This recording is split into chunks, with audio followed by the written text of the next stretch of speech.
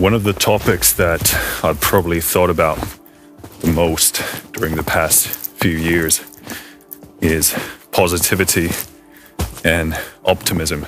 And I've been trying to think about the meaning and the role and the function of positivity and optimism. When is it right? When is it true? When is it real? When is it correct to be optimistic or positive? Most people approach optimism and positivity as if it's a response, a reaction to the way things are.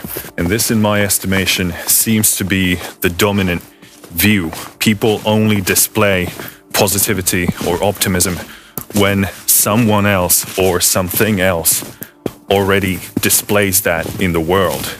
And what I want to discuss in this video is reconceptualizing positivity and optimism from the perspective of generating those things as a response to your own values and beliefs and what you would actually like to see in the world.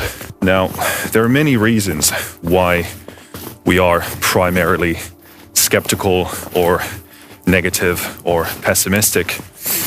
And there's a very practical reason for that. Because when you display a lot of the qualities like empathy or kindness or anything of that nature, it's very hard to display those things without being vulnerable yourself. And they absolutely do leave you open for those attacks. People who can't utilize those same qualities as strengths are going to try and use those openings in the most negative and harmful way that they possibly can, so that they can justify their own shortcomings and their own weaknesses. If you properly faced and acknowledged your fears and shortcomings and weaknesses, then when other people shove them in your face, you're okay with that. You're already aware of it, and you know your relationship with those things. You have the ability to reframe and reconceptualize and realign your perspective appropriately so that you understand that the stabs and the punches aren't really something to get mad about, and that in most cases they are simply there because of other people's insecurities and fears. And it doesn't mean it's not going to hurt when someone makes fun of you or takes stabs at you or throws punches. Of course it will. The difference is that you don't get misaligned with who you are and what you need to do. That's the biggest problem when life punches you in the face. If you don't get back up and properly conceptualize what happened, then you might lose control of your life altogether. So when you have a healthy relationship with both your strengths as well as your weaknesses, then you can always properly align yourself. And when people are intentionally malicious and harmful towards you, of course it's gonna hurt. Of course it's not gonna feel nice, but at least you understand what's what. You understand what was right about what they said and what was wrong. And in what way is that relevant to you? And if you're unable to reconceptualize those things, it's very hard to move forwards because you can't define your target, you can't define your focus. And it's that fear of the inability to find your focus again. It's that fear of the unknown. It's that fear of uncertainty that prevents us from approaching the world from the perspective of positivity and optimism. So it's perfectly understandable why people choose cynicism and pessimism and negativity as the first choice of weaponry, because you can always use it as a shield. So when you're in a situation that turns on you, it's very easy to, it's very easy to play the card of negativity, because it gives you that safety net of a different kind. You can always play the card of, oh, I knew that was going to happen, or, well, I never thought that it would end up any other way. So it's sort of a trickster way of trying to downplay the effects of the hurt. And also a secondary function of it is to be able to preserve your position in the status hierarchy. Because again, if you displayed naive optimism and you got hurt, other people are going to try and play that at you as you being weak or naive or stupid. So there's a good reason to be negative and pessimistic and cynical, because it gives you a shield, gives you armor. But the sad thing about it is that we all know it's fake. It's only an act. It's only something we display to the outside world. So what should you do instead?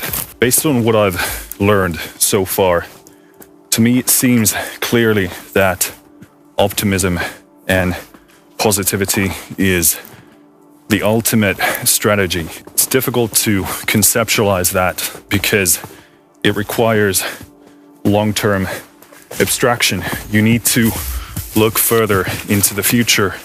And I truly, truly think that optimism and positivity is the ultimate long-term strategy in your life. Firstly, when you are positive, when you are optimistic, people want to be around you. Of course, you can't be those things in a naive, unrealistic way, because then people will struggle to take you seriously. But if you have some maturity in the perspectives of why you deploy those things, then you can find yourself in a position where you start to actually earn the respect of other people. Even if they're not speaking it out loud, their actions are going to change towards you, because deep down we all know that it's difficult to be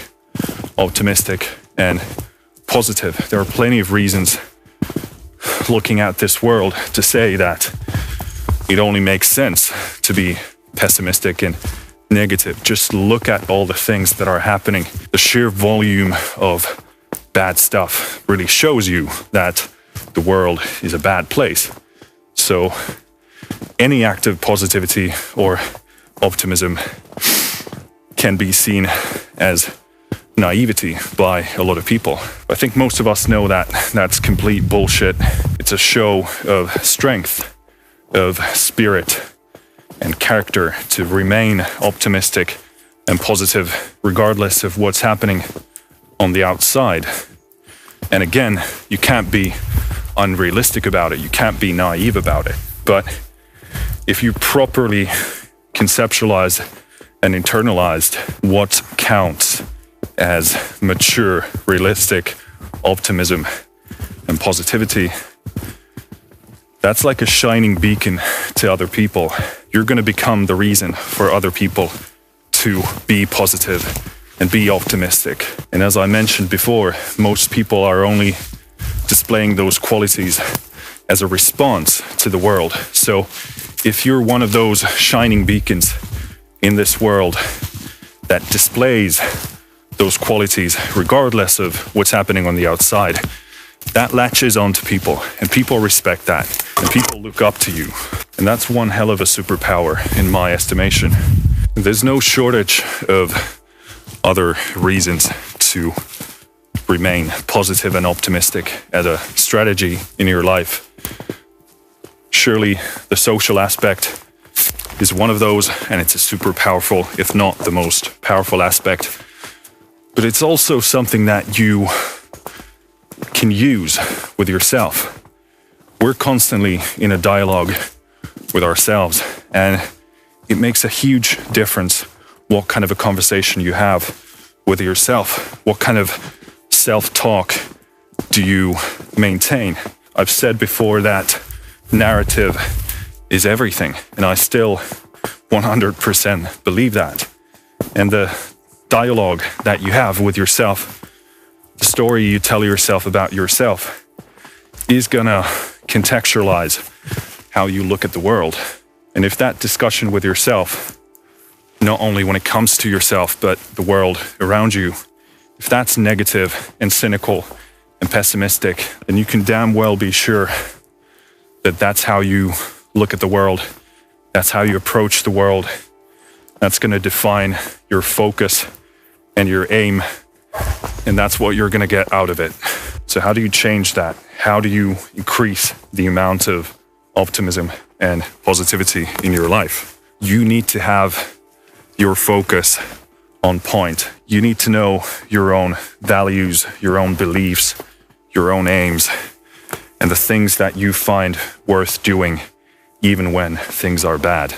Because if you don't, every time that fear kicks in, when someone takes a punch at you or stabs you, you're going to lose your focus. You're going to lose your alignment with the things that you find to be valuable and true and worth upholding. You need to figure out who the hell you are. You need to understand yourself, preferably better than anyone else can. You need to know your own weaknesses. You need to know your own shortcomings and strengths and the things that you don't want to see in the world and the things that you do. Because you'll never run out of reasons to be negative or pessimistic or cynical. The world is so full of perspectives that don't empower us, and instead they enslave us to some sort of another will. And we entertain and simulate those perspectives because we're afraid. And it's the easiest solution to take those negative perspectives and utilize them as a shield, as armor. But ultimately, there's going to have to be a point where you're going to have to make a choice. If you're living your life simply waiting for the world to show you why you should be positive and optimistic, you're going to wait your entire life, and you're going to waste your entire life trying to do that. So I invite you to start thinking about yourself as a beacon, as one of those forces in this world that generates optimism and positivity as a result of what you believe in and what you believe to be right and what you believe to be worth fighting for and upholding.